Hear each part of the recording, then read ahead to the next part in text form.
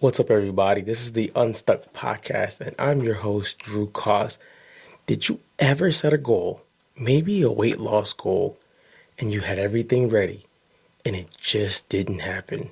You told yourself you're going to throw out all the sweets, all the sodas, and it just didn't happen? Stay tuned. This episode is for you if you've ever tried to change and realize it's a lot harder than you think. Let's dive in today. This is a part 2 episode of us talking about change from different perspectives. It can be business, it can be spiritual, it can be mental, physical. Let's just be honest. Change is difficult. Change is grueling at times. Change is hard. So if it's all of those things, why do we actually change? Well, part of it is sometimes some changes we don't actually have any say so over. Like, we cannot control the weather, we cannot control people, we cannot control certain outcomes no matter how hard we try to. Sometimes we can't. But we want to look at change today as a heart matter, because if we look at it from the root, we probably can get a lot more results. And what do I mean by that? Usually, if you guys are new to me, or if you've known me for a while, you guys know I do online fitness training, and I've done in-person fitness training. And usually this is being shot on January 1st, 2024. Around this time of the year is usually when people commit back to the gym. I'm not against anybody committing back to the gym. I'm not against all the people being in the gym that's new on New Year's. I'm cool with that, because someone's making a decision to go and do something that they weren't doing before. So I'm all for it. Now, with that being said, we see that, and sometimes the person starts to think that I'm going to make this change happen no matter what, from willpower, from guilting myself into this, from putting up a money bet. All those things will usually result in the person going backwards. It'll usually result in the person doing the opposite of what they said they wanted to do. And why, Drew? There's something called neurons. In your brain, you adapt to patterns. You adapt to, this is how I've always done it. This is how I know how to do it. And this is how I'm probably going to keep doing it. Those things in itself will usually keep you completely stuck. And what do I mean by that? If all you know is, when I get mad and I get stressed out, I'm going to eat the whole cheesecake, telling yourself one day that you're not going to do it anymore will work probably for like a week. Then you'll have an episode where you get mad again and you go for the whole cheesecake, and then you'll probably guilt yourself again. This is how I honestly believe that sometimes eating disorders can come out of that, right? You throw it all up, and then it turns into a cycle. Now, something that I've always taught with weight loss, or just change in general, is let's ask ourselves some questions. And I wrote them down so I don't forget. Let's ask ourselves some questions so that we can understand what is actually happening, or what are we wanting to happen with this change. You want to ask yourself the question, if I had to stop this today, that whatever I'm trying to get away from, if I had to stop it and never do it again, what would I have to confront? I'd probably have to confront some emotions. I'd probably have to confront some trauma. I'd probably have to confront, or maybe not, something that happened, right? Something that I used to have a really, really hard time with. Sometimes I still struggle with it, is when I would get mad. I don't yell. I would just shut down. And it was my pattern. So the pattern was, for me, the pattern was serving me in some way to believe that I was protecting myself. The lie in my head was, I'm protecting myself from going nuts, spazzing out. I'm protecting myself from verbally abusing someone. I'm protecting myself from rejection and abandonment. And it's one of the biggest lies. People do it all the time. Men do it all the time too. You don't say anything.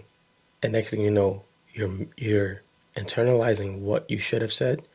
That turns into like bitterness.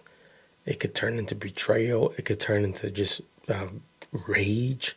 It could turn into so many things. So what I told myself at first was, next time I get mad, I'm never going to just shut down again. And it happened so many more times until I realized, why do I shut down? What do I actually get from shutting down? So when people talk about like, leaving addictions and stuff like that, they make it sound like they never enjoyed what the addiction, what they got out of it. If someone is an emotional eater, it's not like you're not enjoying the food. So like you're like, I didn't even enjoy that double chocolate cake. You enjoyed it. It did something for you. We want to acknowledge that. We don't want to pretend that we're mutants and we're not. We don't have desires and cravings. We are looking at, why do you keep overeating? If you couldn't overeat, or you couldn't indulge in certain things again, what would you have to confront? So that's all we're saying. We're not trying to make change in addiction some miracle. It's work. Now, the whole point of me shutting down and neurons, to get back to that, is whenever you're changing, your mind is almost going on a new road. Let's look at it as roads. So let's say today's day one. You're used to doing something, and the clarity of it looks like a 4-lane highway. So it's easy. You can just go down the highway. It's easy. And then the next day you tell yourself, you're going to go around this dirt road where there is resistance. People usually say, and this is true when it comes to like maybe business and things like that, go on the path to least resistance. Cool. If you sometimes take the path, depending on what and who's helping you, the path of resistance, you'll probably carve out a new path, a new lane, and it might be better. So let's say the person is trying to lose weight. Let's use that since it's January 1st. The path of least resistance for them is not going to the gym, is not changing any of their eating habits, is not, I'm sorry, the path of least resistance for them would probably be those things. And it could also be going to the gym, changing the eating for about a week. That's least resistance for them. But the path of most resistance, which looks like a dirt road, is some of the hard work. Finding out why you do what you do. Finding out who do you need to forgive. Finding out what things in your heart you need to pluck out and uproot so that you can have a longer, sustaining journey. And that's not easy, but it is essential for real change. Until you're willing to change what's in your heart when it comes to real change, it's going to be temporary. It's not going to last. Something that I wrote down is we learn and we unlearn through repetition. You learn how to do something through repetition. You unlearn how to do something by repetition. One of my goals was to have 70 videos done by March the 4th. Today's the 41st video. The videos had to be 10 minutes or longer because I wanted to train myself how to speak, how to slow down, which is still a challenge, and to be consistent at sitting in this spot and doing this. That was my goal. So with that goal, I had to do some unlearning that I don't need to get everything out in 60 seconds like I normally would on social media or a YouTube short. I had to unlearn that I can slow down, that I can go deeper into the subjects. We learn and we unlearn through repetition. We do not really learn by just achieving knowledge. That is a part of it. Yes, you need to figure out what you need to do, but you need to actually go and do it. I'm a person that if I do something and I teach it, I ended up learning more about it than just sitting and thinking and planning. Nothing's wrong with planning and thinking, but I actually believe you're going to learn things by doing them. So we learn and unlearn through repetition.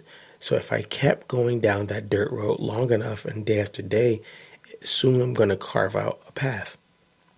That's a new neuron in your mind. And your mind recognizes, oh, this is something that we can do now. This is a safe route. Your mind's going to always try to go to the safest place. So when you're carving out new lanes, building new habits, doing hard work, give yourself some grace. Allow yourself to realize that this is some new work, this is some hard work, and even though it's new and hard, I still can do it. I still can do it, and I'm going to do it. Think about that. The last thing that I wrote that I want to share is think about the hard work because you want change that actually lasts versus behavior modification. Behavior modification says, I'm going to just not go there anymore. Cool, that's cool. But if you are addicted to anything, if you have habits that you want to break, you're gonna find a way to get what you want if you don't do any hard work. It's like someone who's maybe addicted to drinking.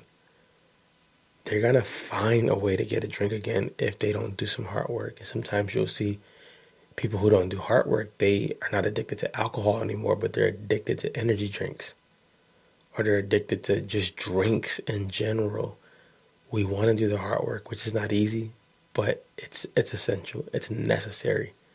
And I'd rather see you do slow hard work and see the progress rather than doing like just behavior modification, willpower, guilting yourself into doing something and it just turns ugly for you. So that's my message today. If I was to give you some takeaways, is think what are the things that I habits that I feel that I'm ready to break or ready to make. I have to realize that I learn and unlearn through repetition. And if I want to see bigger and lasting change, I can and I should consider doing the hard work. Go be great, guys. Go be great.